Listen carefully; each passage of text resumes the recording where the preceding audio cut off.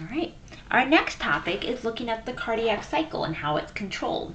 So the cardiac cycle is one heartbeat where chambers go through alternating relaxation. This is known as diastole. In this phase, the chambers, the atria and the ventricles, fill with blood.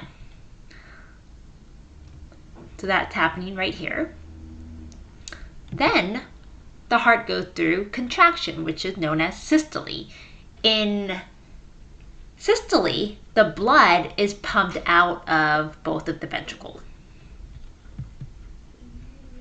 Now, what controls the rate at which your heart beats is the pacemaker, also known as the SA node. The SA stands for sinoatrial because it's found in the atrium.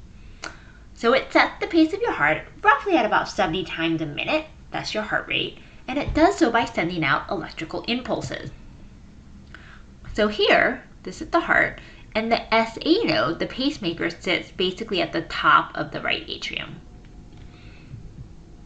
Now remember, I opened up with the story of the football player that nearly died from heart failure. What happened was his pacemaker stopped working. It stopped sending out the electrical impulses.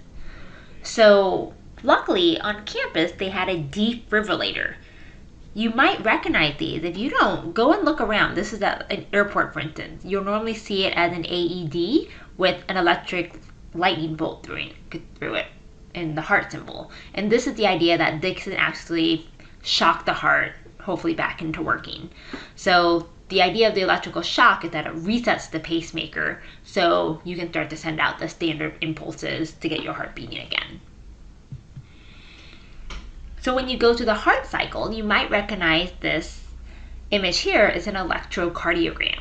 So that's actually measuring all of the electrical activity put out by the pacemaker and the heart itself. So every time you see one of these high peaks followed by this, that's one heartbeat, followed by another heartbeat, and so on. So if you take a look at this, you see this flat line, and you might think, hey, this patient is A, healthy, B, has an irregular heartbeat, or C, has no heartbeat. So this is an extreme, right? This one's no heartbeat, of course, it's flat line. But you can see that there might be variation, right? I showed you right before the healthy heartbeat. This is no heartbeat, but a lot of times there might be something in between. And so you can use the ECG to pick up on the irregularities of the heartbeat. Now let's talk about blood flow and how it's regulated. So blood pressure is something that we often measure. What it is the force that blood's exerting on the inner walls of the blood vessel. So when the heart pumps out the blood, it's the pressure of the blood hitting the walls of the artery. So let's see if you know your blood pressure, right? If I ask, hey, what's your blood pressure? You might give me something that's two numbers, this over that. For example, 120 over 80, and this is actually just a standard blood pressure.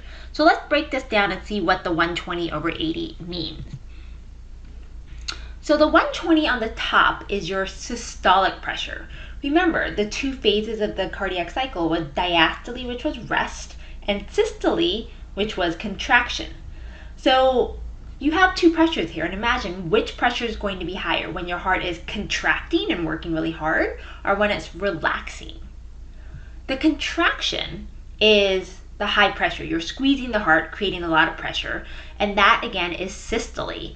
So the systolic pressure right here, that's going to be the higher number, the 120, which is when the heart ventricles are contracting. Which means the lower number, 80, is your diastolic pressure. So diastole is when your heart is relaxing, so the pressure is going to be lower. And this is pretty average. We say that someone has high blood pressure or hypertension when this number gets to be above 140. So again, we call that hypertension when that blood pressure gets above 140. And one of the problems is that it actually causes the heart to overwork, and the heart will actually start to enlarge. And so you can see that right here, and that's showing that your heart's overworking because it's trying really hard to get the blood pumped out. So that's one of the blood flow disorders. Let's talk about another one called atherosclerosis. This is when the arteries actually harden on the inside, and it's caused by plaques. Plaques can be formed by fatty deposits, cholesterol deposits, but it's very hard and it builds up, which causes it to be very hard for blood to flow through. So if the blood can't flow through well, one of the problems that might lead to, for instance, is a stroke, heart attack, or aneurysm. So in a stroke, there's a blockage of blood flow going up to the brain. And again, atherosclerosis with the plaques could cause that blockage of blood flow. In a heart attack, there's a blockage of blood flow going to the heart. And in an aneurysm, because there's so much pressure inside the blood vessel, you can actually get the blood vessels to kind of bulge out and ultimately burst. So what do you think can cause atherosclerosis? Genetics, unhealthy eating, smoking, not exercising, or all of the above? It's actually all of the above, and you might recognize these as all different factors that contribute to, for instance, high cholesterol, which can contribute to atherosclerosis. And part of it could also be genetic. So you could have an extremely healthy lifestyle, but if you have inherited genes from your parents that are for high cholesterol, that could lead you to atherosclerosis.